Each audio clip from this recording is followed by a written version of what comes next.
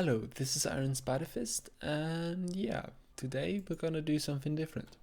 A friend recently asked me to do a tutorial on a 3x3 piston door, and as I have not yet done a 3x3 piston door, I will just attempt to do one, and I will take you along for the process. So let's get right into it.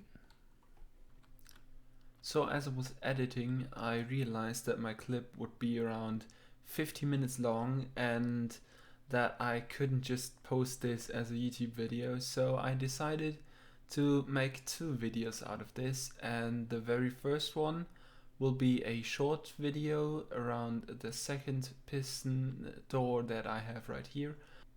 That is the white one to your left. And the second video will be a video where I have all the ins and outs of how I built the piston door, how I designed it, how it came to be, and yeah, that will be a longer video, around 50 minutes, and it could be really interesting, and I hope you will learn something.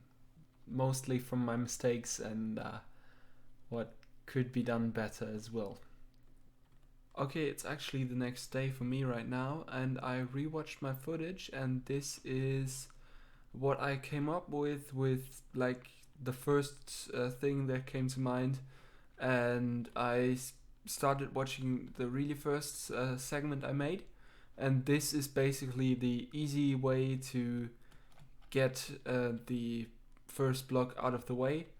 And then I just added the second part, the bit more difficult part right here, where these pistons have the double piston extension, and then pull out the second block. And then I just made the second part of the system, so the expansion, that the blocks get pushed back in again. And I built up the other wiring in white this time, so that you can see what is what part of the circuit, and we can see that it works perfectly fine. And if we pull this lever again, it also works perfectly fine, and it's a bit faster than this system right here. Sorry for that. And yeah, you can see it takes a lot of time right there. And in this part, I just made it fairly compact and faster. And yeah, it's really nice, this system. So the wiring is also not that all over the place as in the other one. And you can see right here, we're only using the observers to spit out the blocks for the short pulse, and because the redstone stays on, we don't get any second update from the observers, so no second signal. And yeah, as soon as the second signal comes, you can see the blocks are getting retracted, and then we just have our front right here. We can place in other blocks so that it isn't that obvious. And yeah, if you were to build this as a tunnel, none of the redstone would be in any way visible. And yeah, that's really good about this design right here. One thing I want to also note is that this wiring on top right here could also be put one block beneath.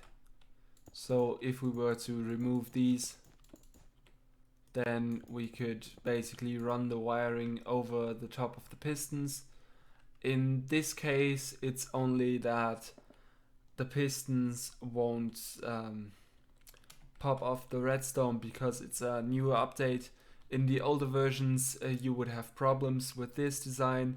So if you're using the wool on top, then it would be a more common design that you can use in earlier versions of Minecraft as well.